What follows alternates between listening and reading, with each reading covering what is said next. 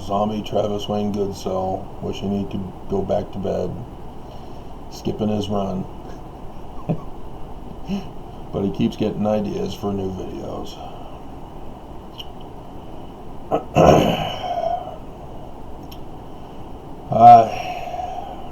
I did a video back on my old channel. Plagiarism is proof of the Book of Mormon's truth. It was a video response to a video Kwaku did. Kwaku thought he was being clever and going over his apologetic teachings to show how the Book of Mormon is true with fallacy. And yeah, the final one was the plagiarism in the Book of Mormon is proof that it's true. I couldn't believe it. I just couldn't believe it. He obviously doesn't use the word plagiarized. He said that the Bible text is exactly in the Book of Mormon, proving it's true.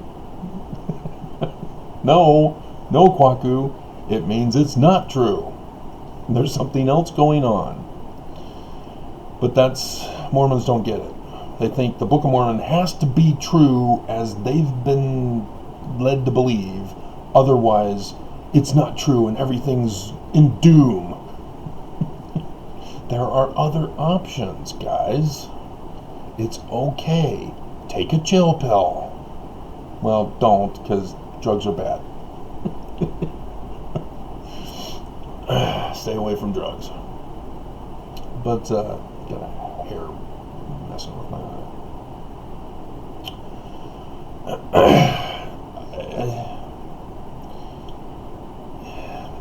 Yes, there are other options.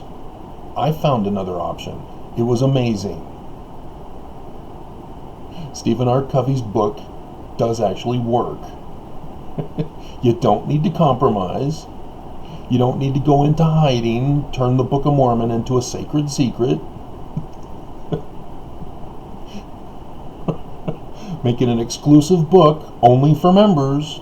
Oh, and when you join, you'll get this super secret book contained with lots of fun stories. But it's a secret. We're not going to tell you. So you got to join. Should we sign you up for Saturday at 1 p.m.? Can you imagine the horror?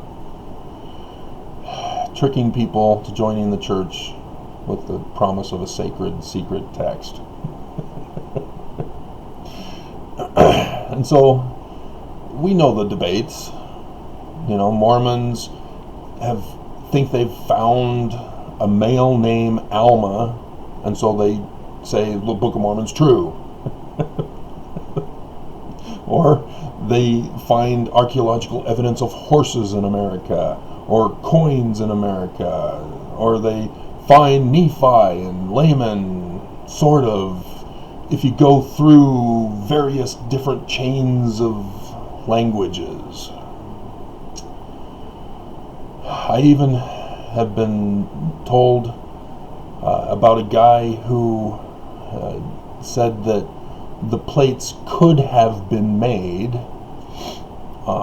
by making the thin plates as they were, to make the size dimensions as they were, and then instead of carving on the plates themselves, you put a wax covering and then write on the wax, and then you put an acid substance over it. It gets rid of the wax, leaves the impression from the writing on the plates. Therefore, obviously, the Book of Mormon is true, right? And they found actual plates of records in the Middle East, so obviously the Book of Mormon's true, right? It's fallacy, guys. And I'm surprised no critic has pointed it out to Mormons. But it's no different than, say, finding contemporary plagiarisms, like the late war. the 1769 King James Version, errors and all. There was a particular female author back in those days that was in Sidney Rigdon's collection that had been found from several of her books in the Book of Mormon. The Quran came out with a version during that time period, found in the Book of Mormon. The Mystic Tie, found in the Book of Mormon. Charles Anthon's classical reprinted dictionary of names, found names in the Book of Mormon, etc., etc., etc., etc. I mean, all that are actually sound arguments that the Book of Mormon is not as claimed. But there are other options. That's the difference between using fallacy and using sound argument. Sound argument, you find out the truth. That, nope, it is not this. So then you got to say, all right, well, what is it then? Why are they using these particular books in this particular order? Nobody's doing that. I have. I'm the only one. Because I'm the only one who's been taught this, I guess. I got it from my philosophy of science learning. This is what you're supposed to do. Just because you've confirmed something is not the case does not mean you've confirmed what is the case. And so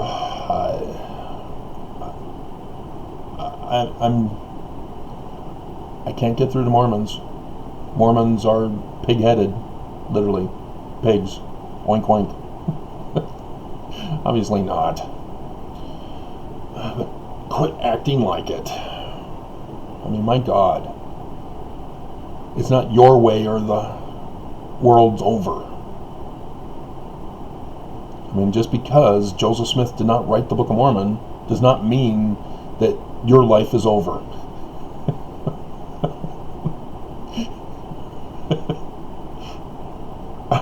I mean, the church still existed.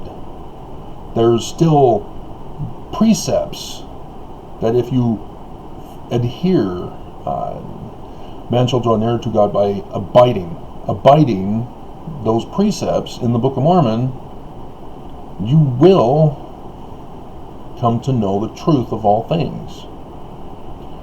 That is true. I can testify that to you. I don't need to create a promise for you. But yeah, it is a promise too. I can testify without fear of the wrath of violating the 10 Commandment, thou shalt not bear false witness. So that's the thing about testimonies, is that it's true.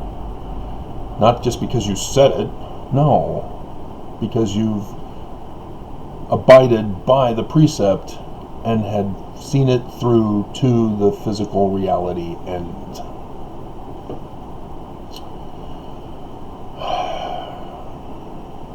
So, the world is not over, Mormons. Just because the prophets have been lying to you does not mean your life is over. There's a real story there. The prophets just aren't the ones to go to for that real story. It's that simple. You don't need to hate me. You don't need to send death threats. You don't need to tell me to be silent, that it's some sacred secret that we're going to hand out after people get converted. Just chill. Just relax. Seek for truth. That's all you got to do.